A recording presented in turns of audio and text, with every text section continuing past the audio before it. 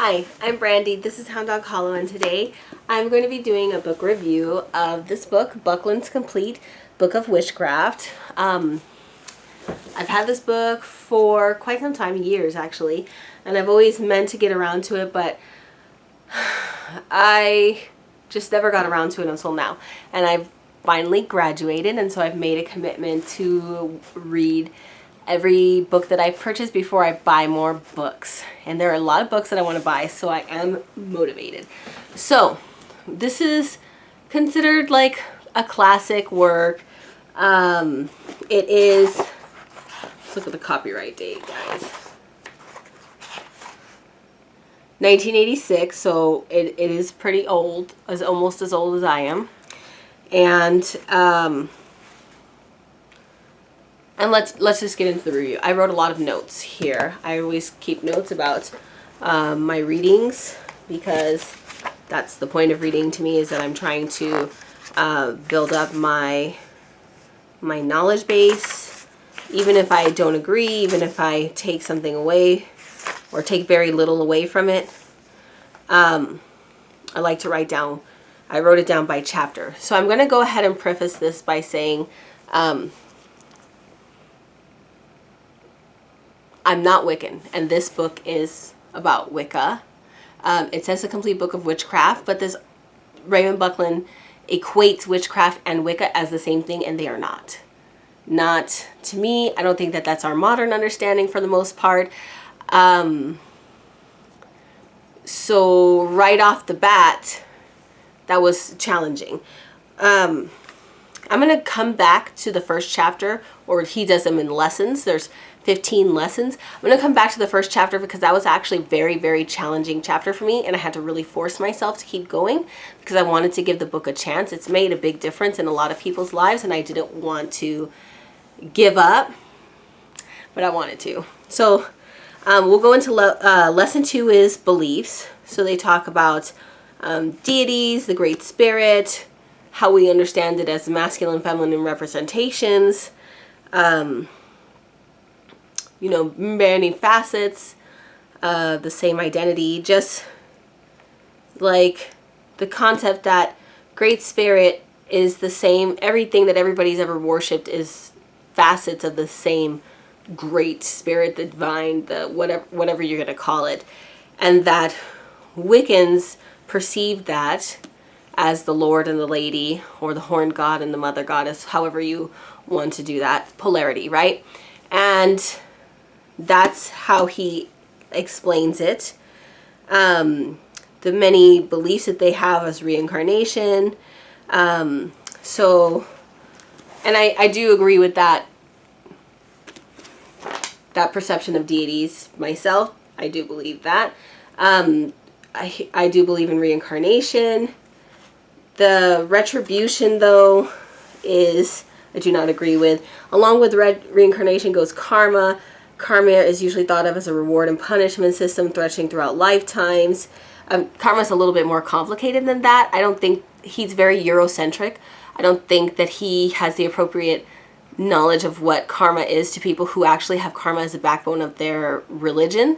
How those religions actually think in the context of karma, because it's a little more nuanced than what he's saying. First of all, there is a Wiccan belief in retribution within each life. In other words, rather than being rewarded and punished after death for what you have done in life, the traditional Christian view, he hates Christianity, and it's just every single fucking page in here, which is kind of gross to me. You can really talk and teach about your personal religion without tearing another religion down, especially when most of the stuff that he's saying is absolutely incorrect. There's a lot of bad stuff that has happened in the name of Christianity, but some of this stuff that he wrote in this book is like a caricature. And I'll get into that when I come back to some of my notes. But I don't believe in this specifically, because witches believe that you get your rewards and punishment during this lifetime according to how you live it. Do good and you'll get good back, but do evil and it will return. More than that, though, it is threefold retribution. And he talks a lot about harm none. And that your past life experiences have nothing to do with what you're dealing with in this life. I don't even know if most Wiccans believe that. I certainly do not believe in this whole segment on retribution. And I don't believe in, the threefold law or harm none. I mean, to a certain extent, but I think that you are not doing your person and your spirit justice if you do not protect yourself and send bad shit back to the people who sent it to you, is my personal belief. And you do you. But I just some of the notes that I wrote. Between lives, I do believe that. He talks about your temple, which is like your space for workings, and different ways that you can set that up according to Wicca. And also your altar, and briefly talking about timing and intent. He strongly believes that everything that you have, you should make yourself, and that they should be specific sizes. It's very, very particular. He does give exceptions, like if you are in the closet, or if your roommate's not good, or if you don't have the space, but they're almost an afterthought. And so I think that he tries to take a non-denominational approach to Wicca. So a book that's kind of comparable is The Witch's Bible by the Farrars, but I like that one far better. So just with a grain of salt. What I like about Buckland is that he's taking a non-denominational approach, but it's still all Wicca. It still stems from heavily Gardenian, which is what the Farrars were, Alexandrian, Seuss Wicca, blah, blah, blah, blah, blah. All of that. It's all Wiccanism, so it has very particular rules that he's advocating for, that he's teaching. So keep that in mind. That's his lens. Is there good information there? This is a 101 book. I hate when they say the complete book of whatever. This is a very nice introductory book. It is obviously not got the nuance of experience. The next chapter is on tools and clothing and names. So it's got some nice prompts for you that you should include, or at least contemplate. I like that chapter a lot because we're really talking about the philosophy behind your work, which I think is a critical step between the novice and the intermediate. So every chapter has prompts or exercises for you to journal about or practice with, and also test questions to see how well you understood the information before. I did like a lot of the prompts. So, for example, the ones that I wrote down is like, what is a list of some sympathetic magics? What are the principles you intend to adhere to? What are your beliefs? What's your ideal altar setup? What's your statement on philosophy? How do you identify? And that one's hard. I really don't think that you should feel pressured at any point to identify yourself. You really get tangled up there. What workings do you think work with the waxing moon? What workings do you think work with the waning moon? What is your view on directional correspondences? Things like that. So there's just all sorts of ideas for cleaning, cleansing your tools and spaces, charging and consecrating your tools and spaces. A lot of good basics. Examples of tools are specific to Wicca, like the athame, sword, wand, scourge, cords, white knife, pentacle, how you should make them, what you should need, how to make a robe, how to make yourself a magical name. Then in 4, getting started, so self-initiation, dedication. He doesn't believe in closed practices, which I think is a very Eurocentric view.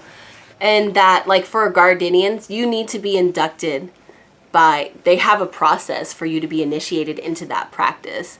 And he briefly says that, but he says, like, at that point, there was so few that was accessible to everybody that, frankly, you had to be a solitary, because if you were lower, you know, how you were located, and that was okay. And for Wicca, non-denominational Wicca that he's talking about, that is okay.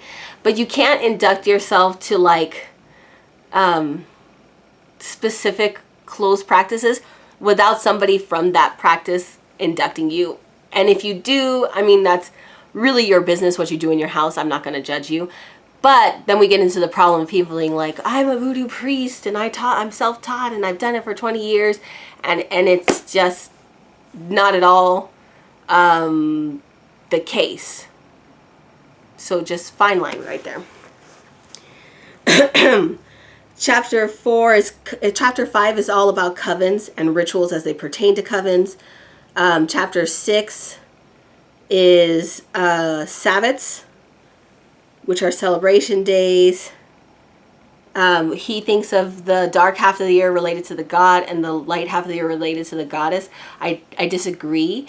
And again, going back to the Witch's Bible by the Farrars, they have a very specific life cycle, life and death, O King, Holly King, that I like a little bit better, a little more nuanced. But of course, you could think of it however sounds good to you. Lesson 7 is about meditation, dreams, and minor Sabbats. And of course, there's good information in all of these. Some of the things that I wrote is like, he does say that leadership is not power, and that's still an excellent lesson. A person who leads who has a voice in the witchcraft community does not have power over other people in the community. We do not have a hierarchy like that, regardless of if you're Wiccan, if you're whatever. I feel like we have to be very careful. We think that influencers who are teaching or who have written books or whatever have some kind of authority. They do not. It's nice to learn from experts, but then we get into really ugly things like cancel culture, where this particular person who has all this experience does not agree with X, Y, and Z, and then all their followers vilify and it's gross. Let's not do that. He doesn't. So it was a nice reminder. It was actually one of the things I really liked that he mentions in this book. Lesson 8 is about marriage, birth, death, and channeling. Very opinionated, very broad strokes. Grain of salt, of course. Lesson 9 is divination. He goes briefly over tarot, scrying, palmistry, numerology, astrology, etc. 10 is herbalism. He really overly sells witches here. Like that witches are heroes, witches are healers, and by being a witch, you're a healer, and you can heal all these things with these herbs and these ways. No, that is not safe. Please take this chapter, especially with a grain of salt. That is not safe. You should not be dosing. You do not know enough about... of course, practice safely, and there's a lot of things that you could try safely, but do not take the information in this book written in 1986 as gospel. You could hurt yourself or somebody else. He doesn't take into account how herbs are still able to counteract and interfere with your medications, and if you don't take that into account, you can really hurt somebody. And it has to do with the way that your liver breaks down medicines. And if you have a specific medicine that really works on a pathway in your liver, and then you take herbs that also work in that same pathway, it can give you too much, it can give you too little, it can really make you sick. Please do not. You can learn some of the wordings, you can get some general correspondences, but in this chapter, he makes it seem like you're going to go out there and you're going to heal the sick for your community, and that is not the case. Please do not do that. Just FYI. And that is me as your nurse practitioner friend. Please don't do that. 11 is on magic. He says white and black magic, and it's just gross. I hate when people do that. And then he talks a lot about how magic... He uses witchcraft really synonymous, and witchcraft magic is not religion. Wicca and witchcraft are not equivalent. Witchcraft is a practice that can be done by many different backgrounds, and he does briefly touch on that, whereas Wicca is the religion attached to this man's perception of whatever we're doing here. Lesson 12 is the power of written word. Lesson 13 is healing, not by herbs, but like Reiki and thoughts and puppets and etc. Lesson 14 is getting started. So like how to make a ritual. You got an opening, you got a purpose, you got a thanks, and you got a close. And then lesson 15 is specific for the solitaries.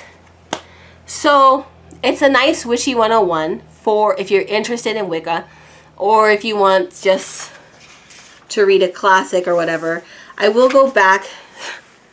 Lesson 1 was about the history and philosophy.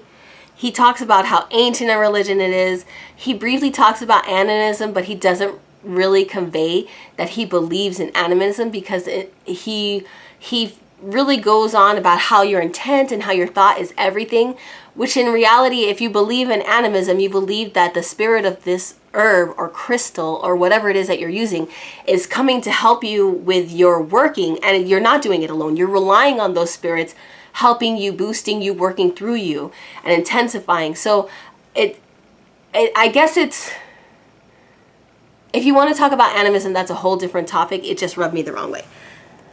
He was condescending and a bit racist. Like, he was talking about sympathetic magic, and he's like, we even have evidence of Native American tribes, or even he might have even said Indian tribes, within the last 100 years doing sympathetic magic. And he says the word primitives. And it's just like, it was really gross. It was, what makes you think that they are having, I mean, if anything, a lot of, I can't even get into it. It was really condescending. He goes on to say that Christians and Christianity are dour, and they have no joy, and they're just like, whereas witches are happy and joyful, and the craft is a positive religion. It was just really, really challenging. It was really, really gross, but also spiritual bypassing. Why is a Wicca, do you have to be happy and joyful all the time? Why are you're a human being? You're going to have a whole spectrum of feelings. He does mention the Witch's Bible. The Witch's Bible is far better than this, but what I will give Buckland is that Buckland speaks in plain English that's more easily understandable. His reading level is probably around 8th grade, whereas the Farrar's book was challenging even for me to read. It was very dense, it was very poetic, it was a lot of philosophy, a lot of history, and a lot of well-researched and nuanced information that like really talked about how Christianity and European practices kind of developed close by each other, and what things were taken from whom, and in a really not super judgmental way like in here. And it's very European, absolutely Eurocentric, and the constant comparison really sucks. It's a very fantasy-like image of witches being like more in tune with nature than others, and more joyful, and all about music and having joy in their hearts, and it's just really, really gross.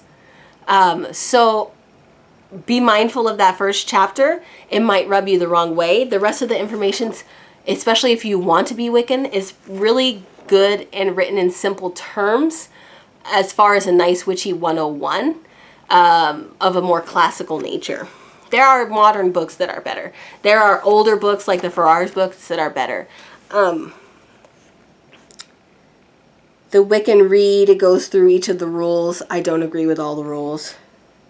What I do like is that he says there's power in all of us, but some of us is more naturally pronounced, but anybody can do energy work, anybody can spellcast, anybody can do this path, and that is really important. So you're going to need salt for this. You're going to need to have discernment for this. You're going to need to say, that doesn't resonate with me, and why? Write it down. And just do your research, get some more updated information. This is not a bad book. This is has a lot of prompts and information. It's written in really simple language, but you're going to want to be mindful that this was written like 40 years ago. And the world and how we perceive it and how we talk about other races and other people, and even how we practice is far more nuanced than this gives credit for. The other thing that I want to mention is that he goes to some length saying how he was the first like public witch in America. And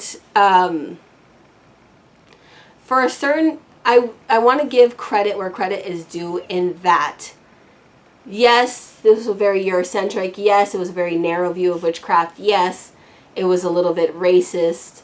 And even like, I don't know how you managed to do that in a Wiccan book, but it kind of very gendered and not misogynistic, but just like certainly not open. No, I gotta be careful. Maybe not as inclusive as we are accustomed to with modern books, and even then.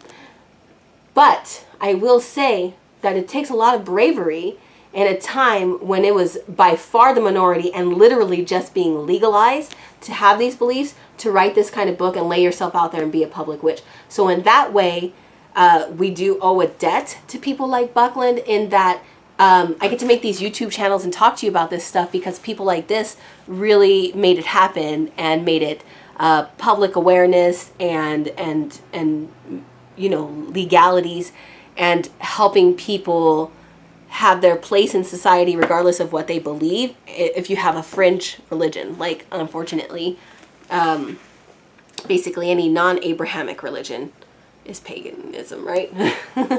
So there's that. I want to give him credit where credit's due. I would say the highlights is that this is one of the first people to come out for Wiccanism in America. This is written about 40 years ago, so you've got to take into mind that. There is also the ease of reading and the prompts to really get you thinking about what it is that you believe, what are you doing, what are your perceptions, how are you going to do this, which I feel like are missing from a lot of modern books. They don't really give you that critical thinking aspect where you really got to go through what it is that you're doing here, right?